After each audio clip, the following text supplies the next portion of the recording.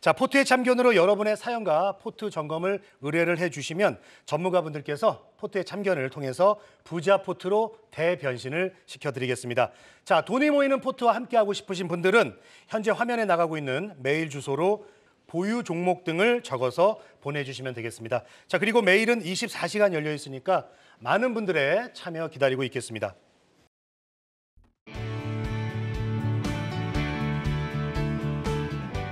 안녕하세요. 투데이 안경 코리아 마켓 박건입니다. 안녕하세요. 박수진입니다. 글로벌 금융시장 불확실성이 커지면서 안전자산 선호 현상이 강화되고 있습니다. 원달러 환율이 17개월 만에 장중 1,400원을 돌파했고요. 코스피 코스닥 양지수는 급락했습니다. 삼성전자는 2% 넘게 급락하면서 8만 원 선을 겨우 지켜냈습니다. 불확실성이 커지는 구간 속 차별화된 방어 전략. 투데이 안경 원픽으로 먼저 만나보시죠.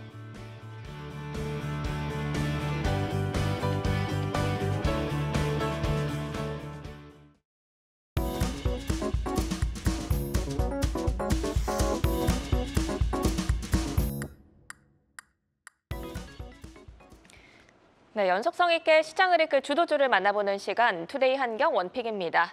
오늘 원픽은 치솟는 환율 장중 1,400원 돌파, 엇갈리는 희비 속 웃는 섹터는입니다. 이스라엘이 확전은 억제하겠지만 이란에 재보복을 하기로 결정했다고 전해지면서 중동 지역 확전 위기가 고조되고 있습니다. 미국 소매 판매 호조로 금리 인하 기대감이 더욱 줄어들면서 달러화 가치도 강세를 이어갔는데요.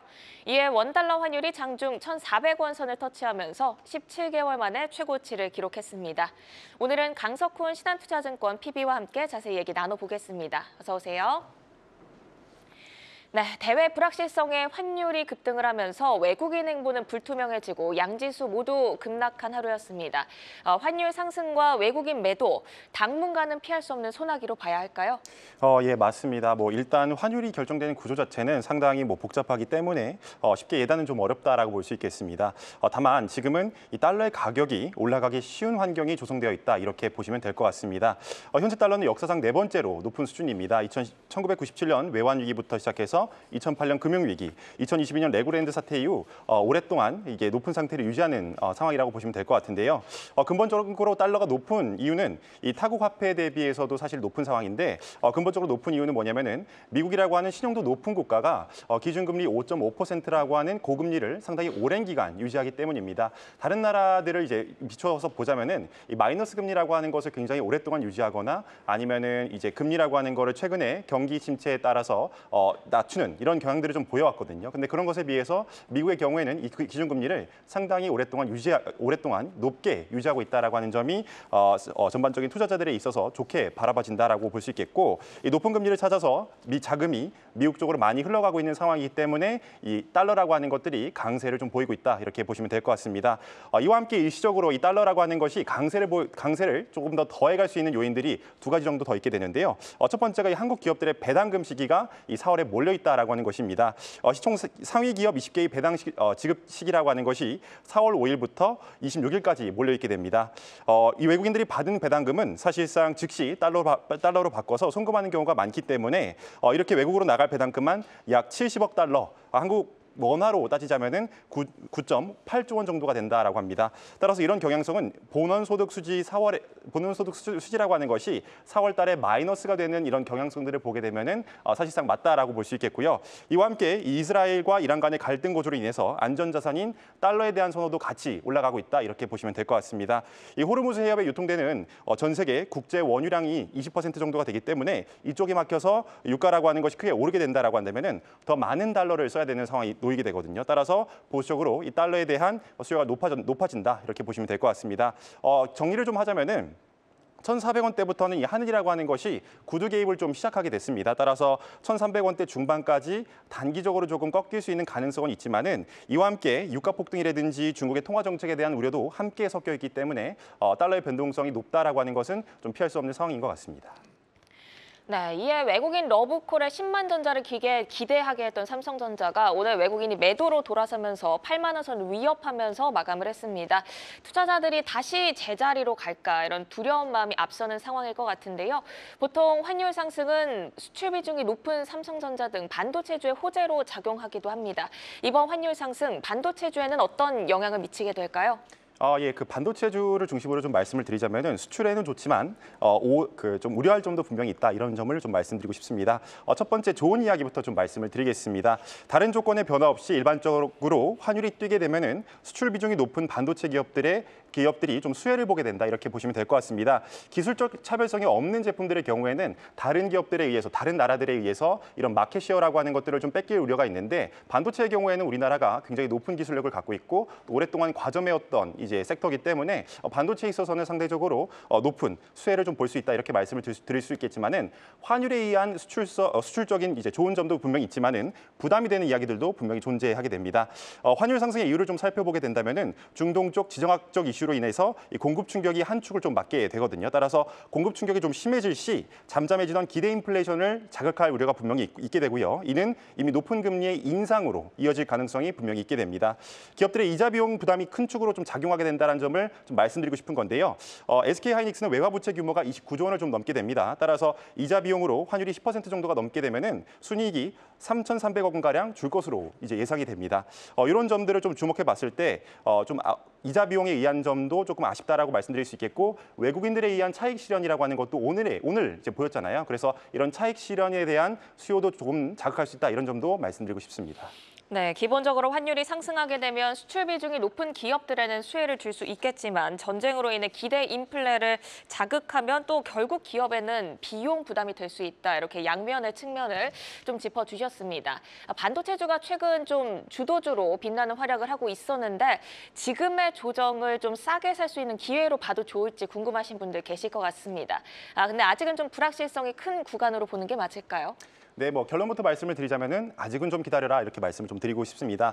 실적에 대한 긍정적인 기대감은 분명히 있습니다. 일단 삼성전자는 1분기 매출액이라고 하는 것이 71조 원을 발표하게 됐고요. 영업이익은 6.6조 원으로 호실적을 발표하게 됐고요. 이와 함께 반도체 수출 호조도 계속해서 이어지고 있다 이렇게 말씀드릴 수 있겠습니다. 3월만 하더라도 117억 달러를 기록하면서 5개월 연속 플러스 성장이 이루어지고 있는 상황이고 낸드 플래시 가격도 2분기 때는 1분기에 비교해서 대략 23%가량 늘 것으로 예상되고 있습니다. 따라서 반도체 산업 자체는 굉장히 좋아진다 이렇게 말씀드릴 수 있겠고 또 이와 함께 삼성전자 오늘 얘기가 나왔죠. 반도체 보조금도 파격적으로 지원이 있을 것이다라는 얘기가 나왔잖아요. 이제 초기 예상액이 20억 달러였지만은 3배로 증가해서 64억 달러를 좀 보조받게 될 것이다 이런 얘기가 나오게 되면서 이 정도라고 한다면 TSMC와 거의 유사한 상황, TSMC가 대략 66억 달러를 받게 되거든요. 그래서 거의 유사한 상황이 아니냐 이런 얘기들이 좀 나오고 있는 상황이고 이와 함께 이제 전공정 장비들도 같이 이제 조금 주목을 받고 있고 이와 함께 HBM 모멘텀이라고 하는 것도 계속해서 살아있기 때문에 반도체 주식은 사실상 장기적으로 보자면은 롱 포지션을 유지하는 게 맞지만은 지금의 변동성을 좀 유지하기에는 조금 어려울 수 있으니까 갖고 있었던 것은 홀드하시고 새로 매수는 조금 기다리셔라 이렇게 말씀드리고 싶습니다. 네, 장기적 관점으로는 좋겠지만 단기적으로 현 시점에서 신규 매수는 조금 더 기다려보는 게 좋겠다라는 말씀 남겨주셨습니다. 또 최근 현대차와 기아가 1분기 호실적 전망에 주목을 받았습니다. 환율 효과까지 더해지면서 이목이 쏠리고 있는데요. 완성차의 경우에는 환율이 좀 올라갈 때 어느 정도의 이익 확장 효과 기대해 볼 수 있을까요? 네, 일반적으로 원달러 환율이라고 하는 것이 연간 10원 정도 오르게 됐을 때 현대, 기아차 양사 모두 연간 2천억 원 정도의 영업이익을 볼 것이라고 추산되고 있습니다. 이와 함께 타이어 업체들도 완성차와 유사한 수출 구조를 갖고 있기 때문에 수혜 효과도 같이 이어질 것이다 이렇게 예상하고 있습니다. 다만 유의할 점이 있다라고 한다면은 이 물류비 상승이라고 하는 이슈가 분명히 있거든요. 앞에서 말씀드렸듯이 이 호르무즈 해협을 중심으로 만약에 해협이 좀 막히게 된다라고 한다면은 전반적인 운임비의 상승이 이어지게 되기 때문에 갈등의 격화에 따라서 운임비의 변동성에 따라서 이 기업의 그 상승분, 수혜분이라고 하는 것이 좀 꺾일 수 있다 이렇게 말씀드릴 수 있겠습니다. 그럼에도 불구하고 현대차를 비롯해서 기아차의 전기차 판매량은 감소하고 있지만은 이 감소분을 하이브리드 판매량이 덮어주고 있다, 커버업하고 있다 이렇게 보시면 될 것 같습니다. 현대차 1분기 매출액만 보더라도 그렇고요. 기아차도 마찬가지다 이렇게 말씀드릴 수 있겠고요. 전기차와 함께 이 하이브리드 차와 같은 다각화된 포트폴리오로 올해 한 해의 실적은 범피하지 않다. 그리고 이제 평탄하다 이렇게 말씀드릴 수 있겠습니다. 올해 실적에 대한 기대감이 회복되고 있는 구간이기도 하고요. 다각도로 준비를 하고 있는 기업들이기 때문에 계속해서 지켜봐도 좋을 것 같습니다. 네, 현대차와 기아가 오늘 같은 좀 약세장 속에서도 빨간불을 지키면서 마감을 했습니다. 다른 시총 상위주들에 대비해서 매우 선방했다 이렇게 볼 수 있겠는데요. 그러면 환율 상승 구간에서 대안주로 저희가 접근해봐도 좋을까요? 네, 실적적인 좋은 점도 분명히 있지만은 이 밸류에이션의 매력이라고 하는 것도 분명히 존재하게 됩니다. 이 적극적인 주주 환원을 통해서 주가 레벨이 많이 올라왔고요. 실적에 많이 괴리된 주가라고 하는 것이 좀 아쉬웠는데 최근에 많이 올라졌다 이렇게 볼 수 있겠습니다. 그리고 일본의 도요타를 비롯한 글로벌 완성차 업체들과 비교해서도 이 밸류에이션이라고 하는 것이 상당히 많이 할인된 상태였는데 그런 것들이 많이 올라와줬다 이렇게 볼 수 있기 때문에 이 밸류에이션의 매력은 여전히 있는 상황이고 지금 어떤 기대감이라고 하는 것도 계속해서 붙고 있는 상황이다 이렇게 보시면 될 것 같습니다.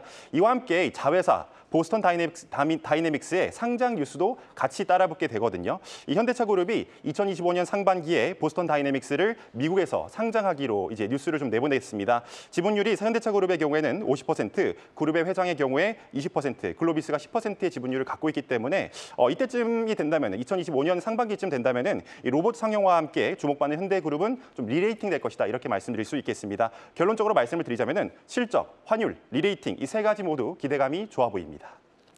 네, 실적도 좋고 그리고 강달러 상황 여기에 주가 재평가도 기대가 된다 이런 말씀 남겨주셨습니다.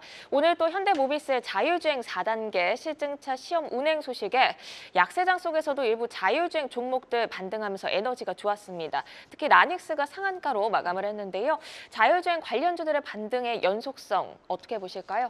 네, 현대모비스가 개발 중인 이 자율주행 4단계 실증차의 시험 운행을 앞으로 좀 하겠다라는 기사가 나오게 됐고 이와 관련해서 4단계 완전 자율주행으로 앞으로 가게 되지 않겠냐 이런 기대감이 달라붙은 것으로 좀 보입니다.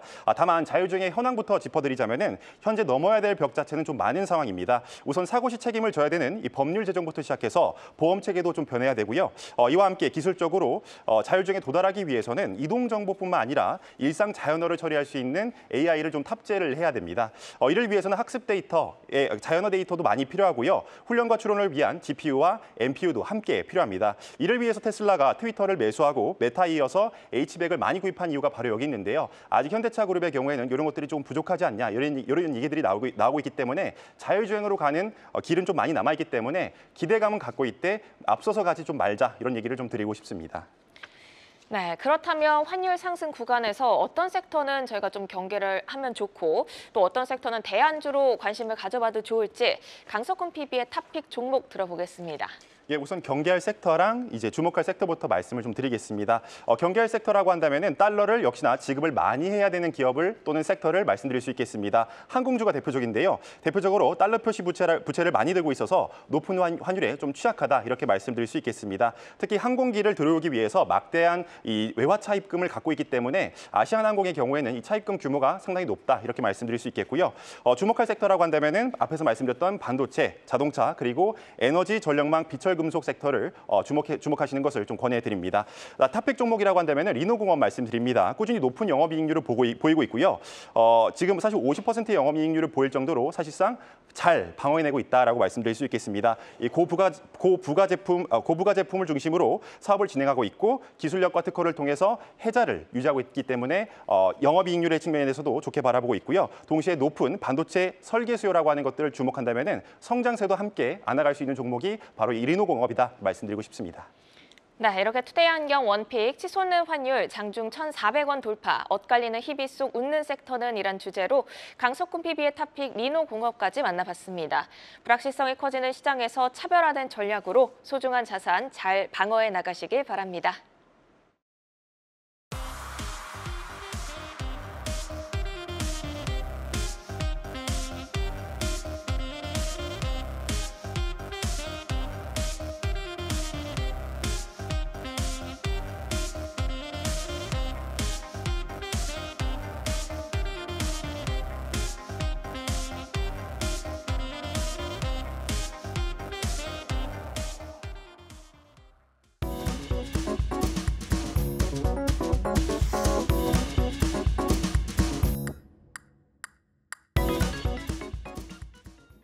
본격 전국민 부자 포트폴리오 만들기 프로젝트 포트의 참견입니다. 포트의 참견으로 여러분들의 사연과 점검을 의뢰를 해주시면 전문가들이 적극적인 참견을 통해서 부자 포트폴리오로 만들어 드리겠습니다. 자, 포트 참견에 함께하고 싶으신 분들은요. 화면에 보이는 메일 주소로 여러분들의 보유 종목 그리고 궁금한 것들을 물어봐 주시면 되겠습니다. 메일은 24시간 열려 있으니까요. 언제든지 함께 참여해 주시기 바라겠습니다. 포트의 참견 오늘의 주인공 만나보겠습니다. 자, 오늘은 50대 여성이시고요. 정아님이십니다. 정아님의 포트폴리오 함께 보시죠. 투자 자산 9,800만 원으로 주식 100% 비중이고요. 총 10개 종목으로 셀트리온, 네이버, JIP 엔터를 제외하면 에코프로비엠, 포스코홀딩스 등 7개 종목이 2차 전지주입니다. 네, 정아님의 포트를 함께 분석하고 정비해 주실 두 분입니다. 장시영 유한타증권 압구정지점 차장, 정경민 IBK 투자증권 판교센터 팀장과 함께합니다. 어서 오세요. 네, 정아님의 포트폴리오 총 10개 종목인데요. 7개 종목이 2차 전지주로 70%에 가까운 비중을 차지하고 있습니다. 현재 모든 종목이 손실을 기록하고 있는데요. 전면적인 포트 재정비가 필요해 보입니다. 먼저 정아님의 포트에 대해서 두 전문가는 어떻게 평가하실까요? 두 전문가의 점수부터 공개합니다. 네, 장시영 차장은 40점, 정경민 팀장은 50점을 주셨는데요. 장시영 차장께서는 40점을 주셨습니다. 정아님의 포트를 보시면서 좀 안타까운 마음이 드셨을 것 같은데 가장 아쉬운 점은 역시나 2차 전지주에 좀 몰려 있다는 점 때문일까요? 그렇죠. 근데 최근에 이게 이 포트폴리오 보내주신 분들 보면 주식을 대부분 지인분들 통해서 주식을 매수하신 분들이 많아요.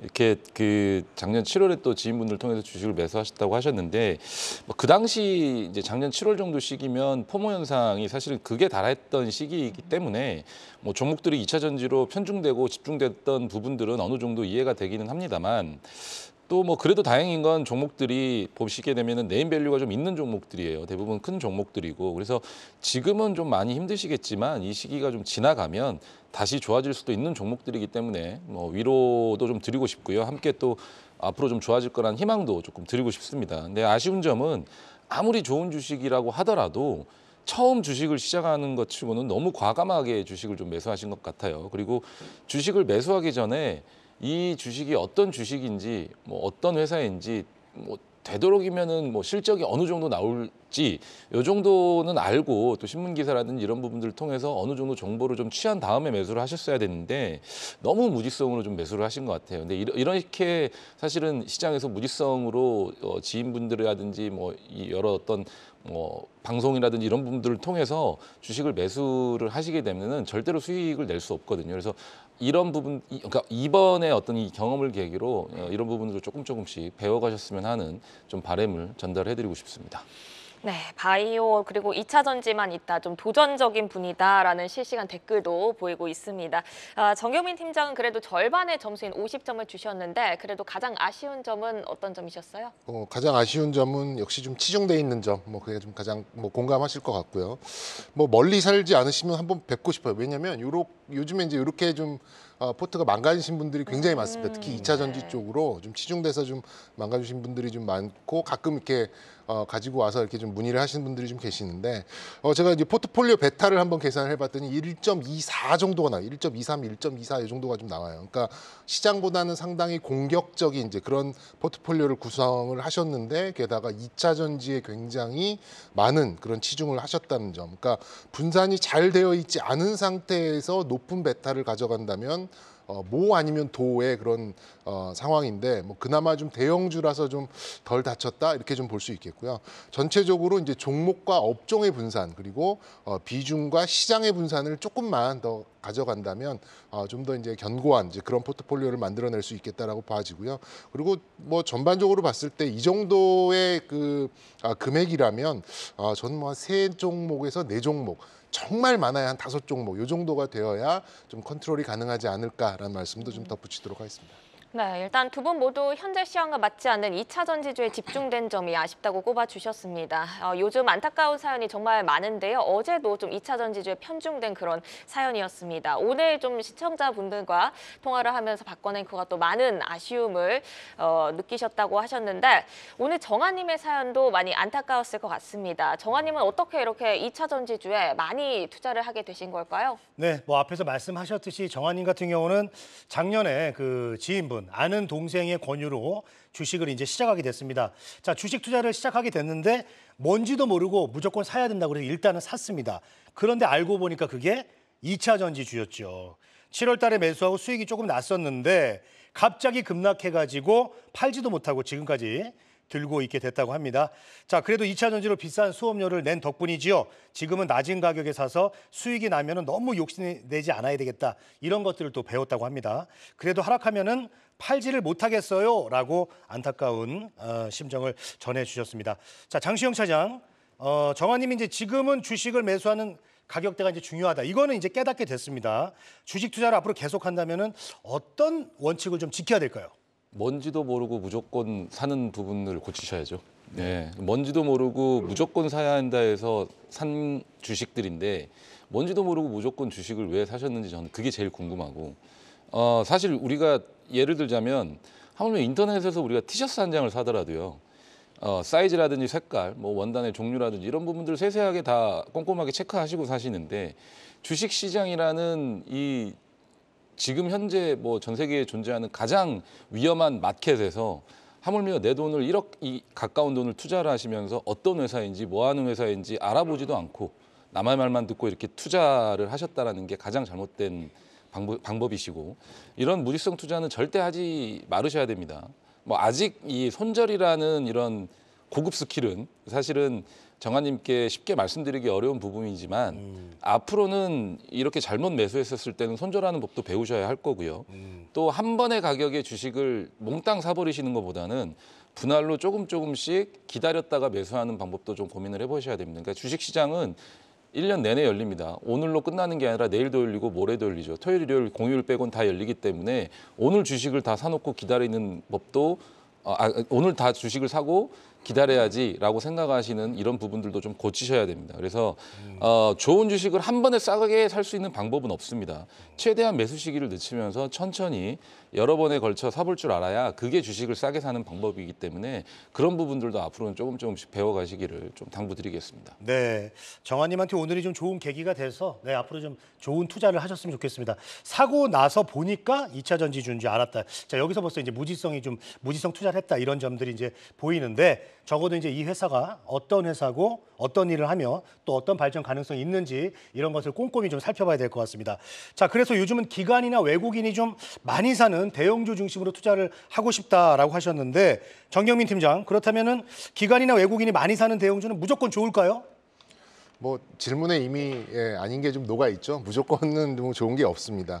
그러니까 이런 경우 뭐 이렇게 시장의 수급을 보고 매매를 하시는 거 참고하시는 건 상당히 뭐 좋은 뭐 그런 참고 사항이라고 생각이 듭니다만 이제 이러신 분들의 특징이 뭐냐면 종목이 플러스 수익률이 나면 매도가 쉽게 나가는 이제 그런 상황이겠습니다만 그렇지 않을 경우에는 스스로 위안과 정당성을 또 어떻게 셀프로 찾으셔서 외국인이 매도가 그러니까 이 수익률이 마이너스가 되어 있으면 외국인이 매도를 하는 상황에 쉽게 매도를 하지 못한다는 점이죠. 그러니까 살 때는 따라 사는데 팔 때는 플러스가 돼 있지 않으면 매도를 하지 못한다는 점, 그게 좀 가장 큰 점이 아닌가 생각이 듭니다. 점점 자기 합리화, 뭐 과거에 외국인이 샀던 건 다 이유가 있을 거야, 기다리면 올라오겠지, 뭐 이러면서 이제 자기 합리화를 하게 되거든요.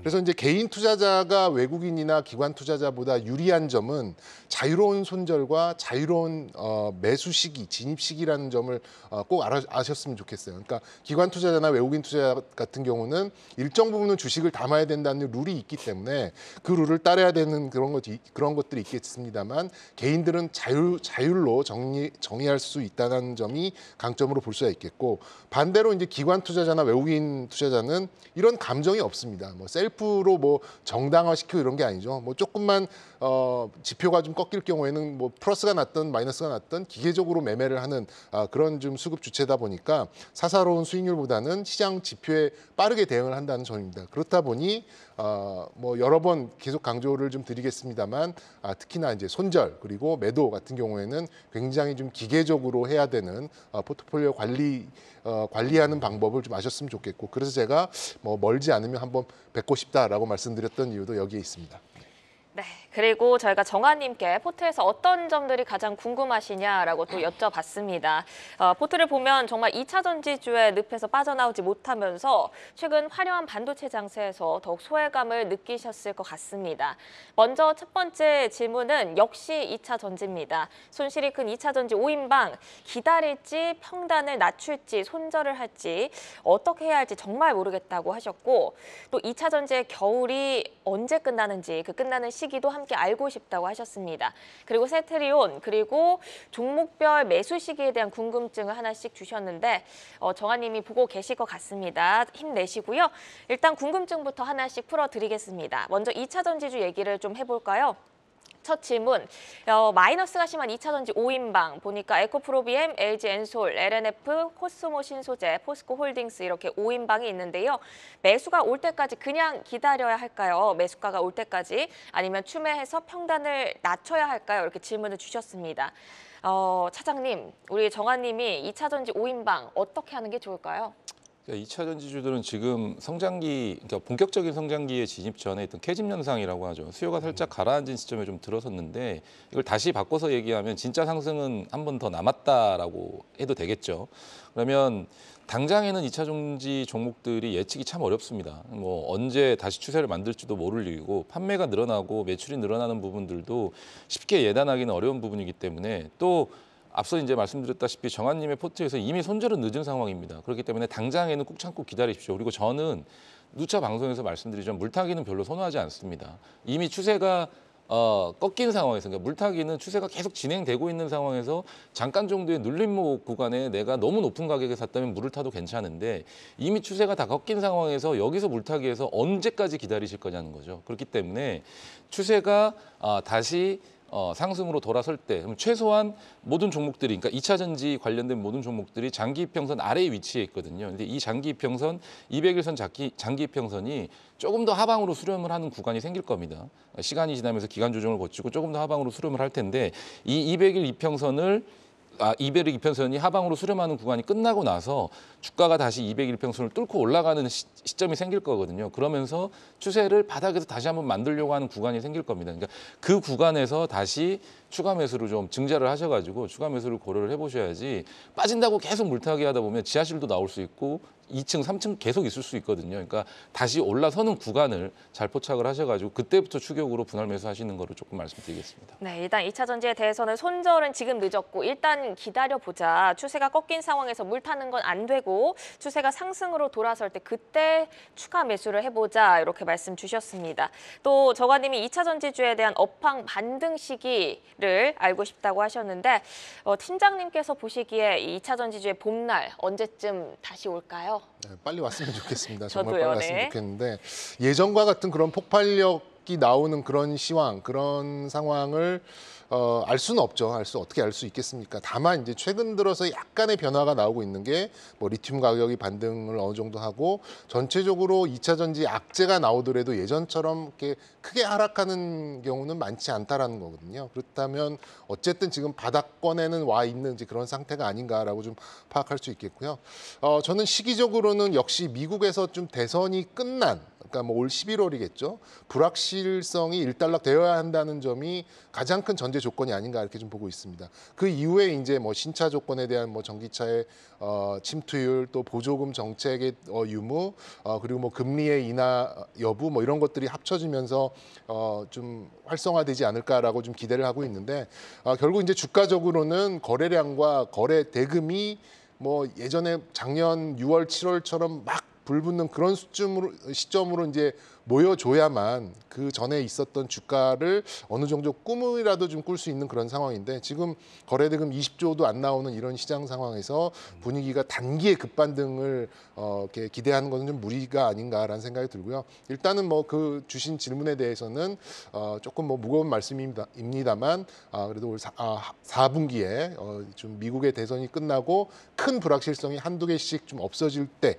그때 어느 정도 좀 실마리를 한두 개씩 찾아가지 않을까 이렇게 좀 예상해 보도록 하겠습니다. 네. 2차 전지 관련돼서는 좀 하반기 때 실마리를 좀 찾아봐야 되지 않겠나라는 그 의견을 주셨습니다. 자, 정화님이 그리고 이 본인의 포트에서 그나마 가장 손실률이 낮은 종목이 이제 셀트리온입니다. 하반기까지 좀 들고 가면 이게 플러스가 될지 질문을 해주셨습니다. 자, 장시영 차장께 좀 질문을 드리겠습니다.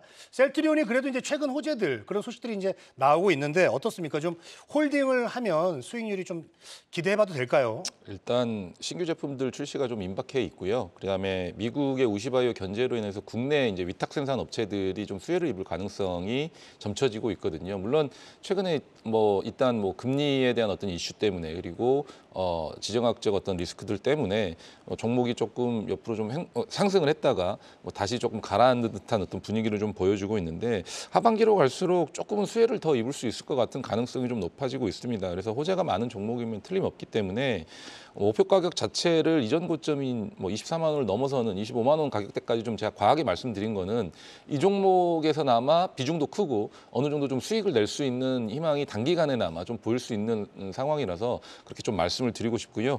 그 즈음에서 한 절반 정도는 정리하시고 가시는 것도 나쁘진 않아 보인다라고 좀 정리를 해드리겠습니다. 네. 자, 그리고 마지막으로 이제 정화님이 매수할 때 가격이 중요하다는 것 알았는데 어떤 가격이 매수하기에 적당한가요? 라는 질문을 좀 해주셨습니다. 자, 어떤 거는 이제 비싸다고 하는데도 오르고 어떤 거는 또 싸다고 하는데 안 오르고 어떻게 될지 모르겠다 이렇게 얘기를 좀 해주셨습니다. 자, 정경민 팀장, 이거는 정화님뿐만 아니라 모든 분들이 다 궁금해하는 부분이고 답답해하는 부분인 것 같습니다. 적정 매수가를 잘 포착하는 방법, 저도 궁금합니다. 네. 이거는 현문우답이 될 수밖에 없다 이렇게 말씀드리고 싶고 약간의 이제 케이스 바이 케이스가 좀 될 수밖에 없는 이제 그런 상황인데요. 일단 지금 단순하게 이제 트레이딩이 아니라 포트폴리오로 접근을 하는 그런 투자의 관점이잖아요. 물론 트레이딩도 어느 정도 일맥상통한 부분도 있겠습니다만 가장 기본적으로 이제 분할 매수 비중이 오르는 날 보다는 하락하는 날 더 많아야 된다는 이제 그런 점입니다. 그러니까 예를 들면 오늘 삼성전자, SK하이닉스가 이제 큰 폭의 좀 나름의 하락을 보였었는데 오르는 날 따라가는 것보다는 그 종목을 선정을 해놓고 그 종목이 이제 어느 정도의 하락을 보이는 날 비중을 늘려가는 이제 그런 매수의 비중이 더 많아야 된다라는 점이고요. 그리고 이제 장시영 차장께서 말씀해 주셨습니다만 분할 매수와 물타기를 잘 구분하는 것도 굉장히 중요한 포인트입니다. 근데 이 짧은 시간에 이거를 다 설명드리기는 좀 어려울 것 같고요. 일단 포트의 기본은 손절과 익절 그리고 분할 매수와 분할 매도라는 것을 이게 어느 정도 수정이 될지언정 반드시 사전에 설정을 해야 된다는 점도 굉장히 중요한 포인트다라고 말씀드리고 싶고요. 이걸 귀신같이 저점 매수, 고점 매도 이렇게 할 수 없기 때문에 또 무엇이 오를지 언제까지 얼마나 오를지 모르기 때문에 우리가 포트폴리오를 구성을 하는 거잖아요. 그렇기 때문에 어떤 종목이든 상승 종목에도 눌림은 있고 이격 조정은 있습니다. 추세를 다 가져갈 수 없다라는 것을 봤을 때 추세와 거래량 또 눌림에 따른 분할 매수를 이 종목을 선정하시기 전에 사전에 선정을 해놓고 이게 계획에서 틀어졌을 경우에는 과감히 손절을 하는 그런 기계적인 움직임도 좀 필요한 부분이 아닌가 하는 생각이 듭니다. 그래서 이 짧은 시간에 이 매수를 어떻게 하느냐 이거를 좀 말씀드리기는 어렵겠습니다만 하나를 골라라고 하면 역시 이제 분할 매수, 분할 매도 이게 좀 핵심이 아닐까라는 말씀을 좀 드리도록 하겠습니다. 네, 이렇게 마지막 질문까지 정화님이 직접 의뢰하신 궁금증 저희가 다 해결을 해드렸습니다. 이어서 두 분의 적극적인 포트의 참견 이제 들어볼 텐데요. 장시영 차장의 포트의 참견부터 들어보겠습니다. 네, 네이버와 JR펜터를 매도하고 이 현금으로 2차 전지를 추가 매수하자 이런 의견을 주셨는데요. 자세하게 들어볼까요? 사실 정한님 같은 경우는 기왕 이렇게 된 거 2차 전지에서 모두 승부를 걸으셔야 됩니다. 지금 손절도 없으시고 손절도 안 되시고 또 당장에 바로 제가 물타기를 저점 부분을 찝어가지고 하라고 말씀드린 것도 아니기 때문에 일단은 추세를 돌릴 때까지 앞서 말씀드린 좀 기다려 보시고요. JF 엔터라든지 네이버 같은 종목들은 사실은 포트에서 그렇게 큰 비중을 차지하는 종목들이 아니니까 일단 정리를 하시고 현금을 좀 마련해 놓으셨다가 추가적으로 현금이 더 증자가 된다고 한다면 그 부분도 좀 활용을 하셔가지고 일단은 조금 믿고 좀 더 기다리셔야 될 것 같아요. 이 종목들의 추세가 좀 돌아나고 전기차 관련 업황이 다시 좋아질 때까지 이게 하반기가 될 수도 있고 내년이 될 수도 있습니다. 그때까지는 조금 꿍짝꿍 기다리시면서 다시 돌아설 때 마련된 현금을 가지고 올라서는 종목들에 조금씩 불타기를 좀 하셔가지고 엑시트를 하시는 전략으로 그렇게 좀 다가서시면 좋을 것 같다로 좀 정리를 해드리겠습니다. 네, 장시영 차장께서는 2차 전지에서 좀 승부를 보는 그런 전략으로 짜주셨고 이어서 정경민 팀장의 포트의 참견도 들어보겠습니다. 포스코홀딩스를 제외하고 LNF, 코스모신소재, 에코프로, 포스코퓨처엠 이 4인방을 매도를 하고 요거를 포스코홀딩스로 옮겨가는 그런 전략을 짜주셨는데 자세히 들어보겠습니다. 네, 일단 뭐 저도 장시영 차장하고 비슷한 의견입니다. 2차 전지를 사셨고 손절이 안 되는 그런 상황이라면 뭐 이제 기간을 좀 길게 두고 2차 전지에서 어쨌든 승부를 보는 이제 그런 전략이 어떨까라는 말씀을 좀 드리고 싶고요. 이제 이 종목들 보시면 예를 들어서 에코프로 BM이 오르는데 뭐 포스코 퓨처엠이나 뭐 코스모 신소재는 반대로 뭐 크게 빠지거나 이럴 경우는 사실 거의 없거든요. 그러니까 이 종목이 움직이면 거의 같은 방향성을 갖고 있기 때문에 이렇게 7종목씩 이렇게 분산해 놓는 거는 의미가 없다라는 말씀 좀 드리고 싶고요. 그렇게 본다면 2차 전지 안에서 승부를 볼 거면 차라리 조금 세분화해서 양극재와 셀과 또 자원 일괄로 갈 수 있는 좀 대표적인 그런 종목으로 좀 압축을 하는 그런 전략이 오히려 좀 어울리지 않을까라는 생각이 들어서 포스코홀딩스 쪽으로 이제 나머지 조금 비중이 작은 종목들의 반등할 때 비중을 축소해서 포스코홀딩스의 비중을 좀 늘리는 이제 그런 그림으로 좀 만들어드리고 싶었고 뭐 이게 네이버나 JYP처럼 또 비중이 작은 것들은 사실 큰 의미는 없습니다. 큰 의미는 좀 없다 보니까 반등 시에 좀 매도를 해서 이 부분은 좀 현금을 좀 가져가는 이제 이런 것도 하나의 좀 포인트라고 좀 말씀드릴 수 있겠고요. 그래서 좀 축약을 드리자면 이 2차 전지 안에서의 전략이고 종목을 압축하는 그런 전략으로 좀 말씀드리고 싶습니다. 자, 이렇게 개별 종목에 대한 포트의 참견 들어봤고요. 자, 이어서 최종 참견으로 정리를 해보도록 하겠습니다. 자, 장시영 차장, 조금 더 참고 견뎌야 하는 시기 이렇게 정리를 해주셨고요. 정경민 팀장은 단순한 분산은 계좌의 컨트롤만 어려워질 뿐이다라고 최종 참견을 주셨습니다. 자, 두 분이 이제 이 최종 참견을 이렇게 정리를 좀 해주셨는데 얘기를 좀 들어보도록 하겠습니다. 장시영 차장부터 한번 얘기를 해주시죠. 뭐 지금 현재 보유하고 계신 종목들을 다 팔고 현금화시켜서 다음 시기를 노리실 다른 종목들을 더 공부해서 노리실 게 아니시라면 내가 어쨌든 나중에는 아셨잖아요. 이 종목들이 2차 전지 종목들이고 어떤 종목인지를 공부를 하셨을 거라고 믿습니다. 만약에 그게 안 되셨으면 지금이라도 공부를 좀 더 해보시고 그런 다음에 조금 더 참고 다시 올라올 때까지 좀 견뎌보시기를 말씀드리겠습니다. 네, 정경민 팀장께서는 단순한 분산은 계좌의 컨트롤만 어려워질 뿐이다라는 최종 참견 남겨주셨습니다. 분산 전략에 대한 팁 한마디 주시면 좋을 것 같아요. 네, 업종 물약, 업종의 분산 또 시장의 분산 반드시 하셔야 될 것 같고요. 지금 이 포트는 뭐 KB금융, 신한지주, 뭐 하나금융지주 이렇게 사신 거랑 크게 다르지 않거든요. 그렇기 때문에 종목을 좀 압축할 필요가 있고 그리고 포트폴리오에서 모든 종목을 다 수익을 낼 수는 없습니다. 그렇기 때문에 우리가 포트폴리오를 짜는 거기 때문에 이 포트폴리오라는 장치에 대한 그런 기본 원칙을 조금 더 좀 가져가셨으면 좋겠다는 말씀도 덧붙이고 싶습니다. 네, 정환님 두 분 포트에 참견 잘 참고하셔가지고요. 수익이 좋은 부자 포트폴리오로 만들어 가셨으면 좋겠습니다. 자, 이렇게 정환님처럼 포트에 참견에 함께하고 싶으신 분들은 화면에 보이는 메일 주소로 궁금한 것들을 보내주시면 되겠습니다. 메일은 24시간 열려 있습니다. 기다리고 있겠습니다.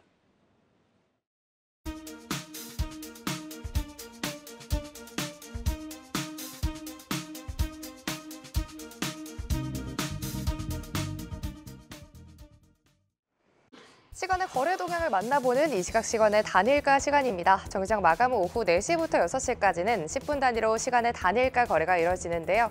시간에선 어떤 종목들이 움직이고 있는지 주요 종목 등락률 함께 살펴보시죠. 먼저 시간의 단일가 코스피 상승률부터 확인해 보도록 하겠습니다. 정규장에서 약했던 전기 전선주들이 시간에서는 빨간불을 켜는 모습인데요. 가장 강하게 오르는 것은 전방이지만 거래량 한번 체크해 보시면 좋을 것 같습니다.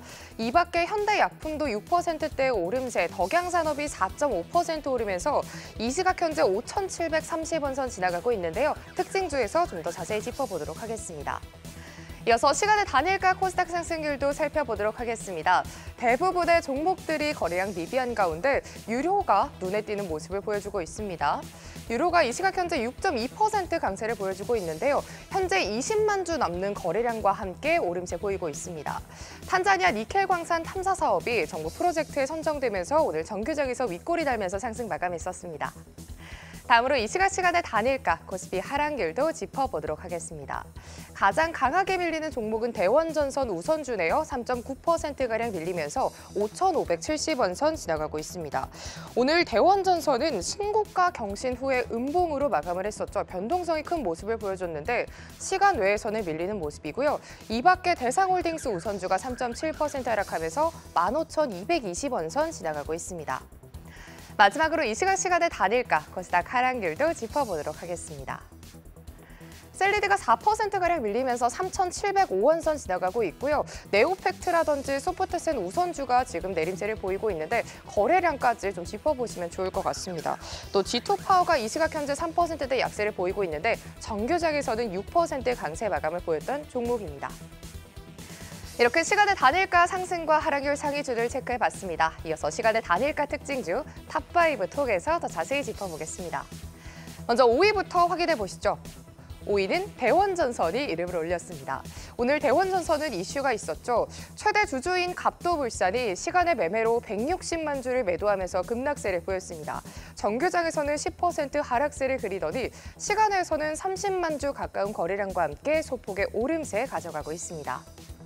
이어서 4위도 확인해 봅니다. 4위는 조일알미늄입니다. 지정학적 위험과 러시아 제재에 알루미늄 가격이 급등하면서 주목받고 있는데요. 오늘 정규장에서 약세 전환했지만 시간외에서는 1% 상승하고 있습니다. 앞으로 조일알미늄을 포함해서 금속 관련주들 좀 관심 있게 지켜봐도 좋을까요? 앞에서 말씀드렸듯이 유가라든지 물가 상승에 따라서 비철금속 부분은 좋게 바라보고 있고요. 앞에서 말씀 잘 주셨다시피 중동발 유가 급등과 함께 물가 상승의 우려 때문에 이 알루미늄에 대한 가격 자체가 많이 올라가고 있습니다. 이와 함께 미국과 영국의 러시아산 금속에 대한 제재 조치 때문인데요. 러시아산 알루미늄이라든지 구리 그리고 니켈의 신규 생산 물량에 대해서도 받는 것을 좀 금지하게 됐다라고 보시면 될 것 같습니다. 최근 구리 가격의 상승과 함께 최근 알루미늄에 대한 가격도 반등하고 있는 상황인데요. 여타 테마주처럼 이 조일 알루미늄이라고 하는 것도 알루미늄이 붙어서 오르는 종목은 아니다라고 말씀드릴 수 있겠습니다. 이 알루미늄의 가격 추이와 함께 조일 알루미늄의 실적은 높은 상관관계를 갖게 되거든요. 그래서 실제로 그래프를 그려보시더라도 둘의 모습은 굉장히 유사하게 나오게 됩니다. 과거 2022년 초까지 급등하던 알루미늄 가격은 2023년에 이제 거의 횡보하게 됐고, 하지만 올해 들어서 물가 상승의 이슈 그리고 규제에 대한 내용과 함께 가격은 크게 오르는 중이라고 보시면 될 것 같습니다. 만일 비철금속 내에서 이 구리라든지 알루미늄이 있는데 그중에서 추천하라 이렇게 말씀을 주신다라고 한다면은 사실 알루미늄보다는 구리를 좀 더 추천하는 입장입니다. 규제 이슈 말고도 사실은 탄탄한 수요가 뒷받침하기 때문인데요. 전기차라고 하는 강력한 수요가 일단 있겠죠. 그 기존에 있었던 내연 자동차에 비해서 5배 가까운 구리를 사용하기 때문에 구리는 좀 많이 쓰인다 이렇게 말씀드릴 수 있겠고, 데이터 센터라고 하는 부분도 좀 말씀드릴 수 있겠습니다. 특히 미국 내 산불이 기존에 노후화된 전력망 때문에 발생하기 때문에 이 교체 수요라고 하는 것도 달라붙게 되고요. 이 데이터 센터를 짓는 과정에서도 상당히 강력한 전력망들이 들어가기 때문에 데이터 센터 한 대를 짓는 데 있어서 2,000톤에 가까운 구리가 들어간다고 합니다. 그리고 이제 방산이라고 하는 것들이 좀 주목받고 있는데 최근에 탄두라고 하는 것에 이 구리가 좀 들어가게 되고, 항균 제품, 이 팬데믹 이후에는 이 손잡이라고 하는 부분에 황동이라고 하는 것들을 많이 쓰게 되는데 이 황동 제품들에 이 구리가 또 들어가게 된다. 구리 동자를 쓰게 되기 때문에 그런 측면에 있어서 사실은 알루미늄도 좋게 바라보고 있지만은 앞으로의 높은 성장세에 있어서는 이 구리 쪽을 좀 더 바라본다. 그리고 조일 알루미늄이라고 하는 종목도 알루미늄의 가격 상승과 함께 같이 실적도 좋아질 기업이다 이렇게 말씀드리고 싶습니다. 네, 알루미늄과 구리 모두 최근 급등이 있었던 섹터인데 구리 섹터에 대한 포인트를 더 짚어주셨습니다. 그럼 3위도 같이 열어보겠습니다. 3위에는 필옵틱스가 이름을 올렸습니다. 필옵틱스는 오늘 정규장에서 강세를 보였던 종목인데요. 유리기판 제조용 장비 부문 매출이 늘어날 거란 기대감에 7%대 오름세로 마감했습니다. 시간에서도 7만 주 이상의 거래량과 함께 상승 이어가고 있습니다. 이어서 2위도 함께 확인합니다. 2위는 덕양산업입니다. 오늘 5거래일 만에 하락 마감했지만 시간외에서는 4% 넘게 오르면서 강세를 보이고 있습니다. 보통 시간외에서 오르면 내일장까지 모멘텀을 이어가기도 하는데 내일장은 어떻게 전망하시나요? 덕양산업의 경우에도 사실은 좋게 바라보고 있기 때문에 내일의 장에서도 좀 좋다 이렇게 말씀드리고 싶습니다. 앞서서 말씀드렸던 자동차의 부품주다 이렇게 보시면 될 것 같고요. 이 자동차주를 중심으로 그동안에 외국인 매수세가 있어 왔고 오늘의 경우에도 사실은 조금 이제 눈치 싸움이 있었지만은 앞으로도 조금 매수하지 않을까. 않을까 이렇게 바라보고 있습니다. 실적 기대감이 좀 쌓이면서 같이 주목을 받는 상황이다 이렇게 보시면 될 것 같고 수주 내용을 좀 말씀드리자면은 이 15일에 어제죠. 이 현대자동차로부터 약 1조 4천억 원대 규모의 콕핏 모듈이라고 하는 것과 이 도어 트림이라고 하는 것을 좀 수주받았다 이런 기사가 나오게 됐습니다. 이와 함께 사실은 전반적으로 앞으로의 실적도 계속 기대가 된다 이렇게 바라볼 수 있겠고요. 국내 완성차 업체가 지속적으로 성장하면서 같이 성장할 수 있는 기업이라고 보시면 될 것 같고 특히나 무엇보다도 이 전기차라고 하는 것에 몰빵하지 않고 이 하이브리드라고 하는 다각화된 포트폴리오를 기반으로 실적을 평탄화하고 있는 과정이 있기 때문에 이 덕양산업의 주가도 같이 잘 올라갈 거다 이렇게 예상하고 있습니다. 네, 전반적으로 내실이 탄탄한 기업으로 정리할 수 있을 것 같습니다. 대망의 1위까지 확인해 봅니다.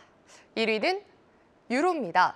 유로는 오늘 동사가 추진하는 탄자니아 니켈 광산 탐사 사업이 정부의 핵심 광물 공급망 확대를 위한 프로젝트에 선정됐다는 소식을 전했습니다. 장중한때 20%까지 급등했지만 4%로 상승폭 반납하면서 마감했고요. 시간에서는 6% 넘는 상승 보이고 있습니다. 이렇게 지금까지 시간의 특징 중 5위부터 1위까지 강석훈 신한투자증권 서울금융센터 PB와 얘기 나눠봤습니다. 말씀 고맙습니다.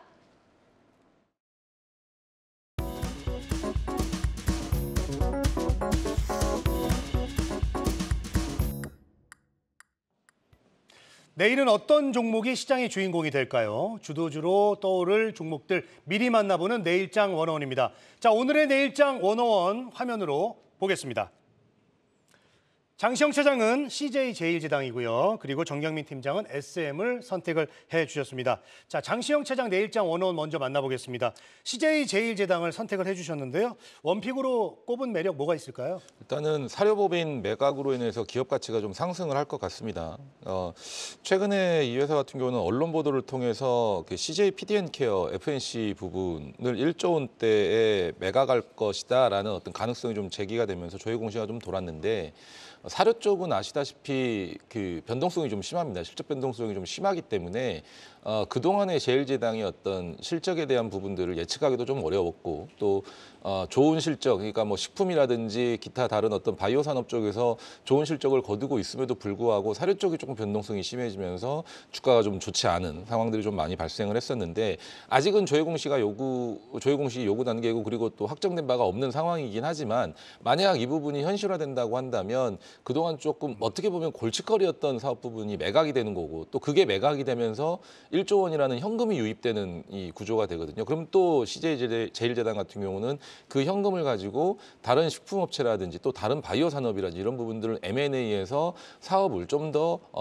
강력하게 좀 강화시킬 수 있는 부분이 있어서 앞으로 이런 부분들이 기업 가치 상향 가능성에 있어서 좀 굉장히 좀 좋은 부분으로 작용할 가능성이 있기 때문에 또 주가 자체가 고점 대비해서 좀 많이 하락해 있고 또 제가 좋아하는 200일 장기 이평선이 하향 추세 곡선을 그리면서 좀 수렴을 했거든요. 근데 그 부분을 또 이제 고개를 들고 뚫고 올라가는 과정입니다. 그렇기 때문에 제일제당에 혹시나 물려 계신 분들은 지금 이런 구간에서 사실 불타기를 하셔야 되는 구간이고 또 신규로 매수하시는 분들도 이런 구간에서 눌림목 구간이 발생했을 때는 매수로 좀 접근을 해보셔도 단기적으로나마 수익을 조금 낼 수 있기 때문에 잘 살펴보시면 좋을 것 같다라고 좀 정리를 해드리고 싶습니다. 네, 그렇다면 이제 목표 설정해보고 전략도 좀 세워볼까요? 목표 가격은 대략 한 40만 원 정도를 좀 보고 있고요. 이전 고점인 50만 원 선 근처까지는 좀 올라가기 힘들어 보입니다. 다만 하락 자체가 40만 원대부터 좀 급격하게 하락한 부분이 있어서 그 부분에 매물명이 좀 붙었기 때문에 시장이 또 좋다고 한다면 또 상황이 더 나아진다고 한다면 뚫고 올라갈 수 있겠지만 일단은 40만 원 정도를 1차 목표 가격으로 좀 말씀을 드리고 매수는 지금 현재 가격도 좀 적당한 가격입니다. 그렇기 때문에 현재가 부근에서 매수를 해보시면 좋을 것 같고요. 손절은 33만 원이 좀 깨지는 구간에서는 적극적으로 좀 대응을 하셔야 된다라고 좀 말씀드리고 싶습니다. 네, 자 정경민 팀장도 한번 이야기 들어보도록 하겠습니다. 자, 어떤 점을 좀 원픽 포인트로 좀 보셨을까요? 네, 뭐 워낙 뭐 많이 올랐었고, 그다음에 또 조정도 좀 깊고 많이 좀 진행이 좀 됐는데요. 이제 점점 악재 둔감한 그런 시기에 저가 공략을 해보자라는 차원에서 오늘 SM을 한번 선택을 해봤습니다. 이제 시장 하락 이유가 이제 뭐 지정학적 리스크고 뭐 환율이 금리고 뭐 여러 가지 글로벌 뭐 거시 지표의 비우호적인 그런 영향이라면 저는 뭐 아예 그냥 개별적 이슈가 있는 그런 종목군으로 좀 접근하자라는 그런 아이디어에서 접근을 해봤고요. 이 엔터주들 최근에 굉장히 많았던 그런 악재들을 다 뒤로 하고 이제 새롭게 좀 뭐 추세를 만들어갈 수 있는 저가 부근이라면 부담 없다라는 생각입니다. 일단 각각의 메이저 기획사 아티스트 활동이 본격화되는 이제 2분기에 접어들면서 핵심 아티스트로 유명한 또 라이즈, NCT 드림, 에스파 등의 또 컴백, 또 국내외 순회 공연 등 같은 이제 활발한 그런 활동이 좀 예상되어 있고요. SM은 지난 4분기에 좀 적자 국면, 순이익이 좀 적자가 났었는데 그 부분을 좀 빠르게 회복할 수 있지 않을까라는 생각이 좀 들었습니다. 현재 주가가 6개월 이상 하향하고 횡보하는 동안에 정말 많은 악재들을 좀 소화를 해냈고요. 그렇다 보니까 이제 팔 사람 거의 팔았죠. 신용 비율도 굉장히 많이 떨어졌고 3월 이후에 눈에 띄게 좀 회복되는 기관들의 수급을 본다면 하방 압력보다는 작은 트리거, 작은 호재에도 좀 반등을 할 수 있는 이제 그런 여건이 만들어져 가고 있다 이렇게 좀 보고 있습니다. 그래서 이번 2분기 이런 활동들이 수익으로 연결이 되면서 좋은 매개체가 좀 될 것 같고요. 네. 작년 지난달에 좀 9만 원대 잠깐 회복을 좀 하긴 했습니다만 지금 7만 원대 중반에서 좀 지지선을 잡고 있기 때문에 개별 이슈로서 오늘 나쁘지 않는 수급 유입이 좀 들어왔어요. 그렇다고 본다면 현재로서는 좋은 매수 타이밍이다 이렇게 좀 말씀드릴 수 있겠습니다. 네, 알겠습니다. 투데이 한경 코리아마켓 내일장 101 장시영 차장은 CJ제일제당 그리고 정경민 팀장은 SM을 오늘 의견을 주셨습니다. 두 분 고맙습니다. 글로벌 증시 브리핑 전해드립니다. 중동발 지정학적 리스크에 아시아 증시가 모두 파란불로 마감했습니다. 상해지수는 그래도 3,000포인트 지켜내면서 1.6% 하락 마감했고요. 선전과 항생지수 모두 2% 넘는 낙폭 그려내고 있습니다. 오늘 중국에서는 주요 경제 지표들이 발표됐습니다. 올해 1분기 GDP 성장률이 5.3%로 집계되면서 시장의 기대치를 훌쩍 뛰어넘으면서 순조롭게 출발했습니다. 이에 중국 정부에서는 환호했지만 3월 산업 생산과 소매 판매 증가율이 기대치를 하회했다면서 일각에서는 완전한 리스크가 아니란 목소리도 있습니다. 이어서 유럽 증시 개장 상황도 알아보도록 하겠습니다. 유럽 증시 닥스 지수는 1% 넘는 조정, 야크 지수도 1% 넘는 하락세로 출발했습니다. 지금까지 글로벌 증시 브리핑 이마영이었습니다. 네, 투데이 한경 코리아마켓 준비한 소식은 여기까지입니다. 유튜브에 포트의 참견 검색하시면 다시 보실 수가 있습니다. 오늘도 함께해 주신 여러분 고맙습니다.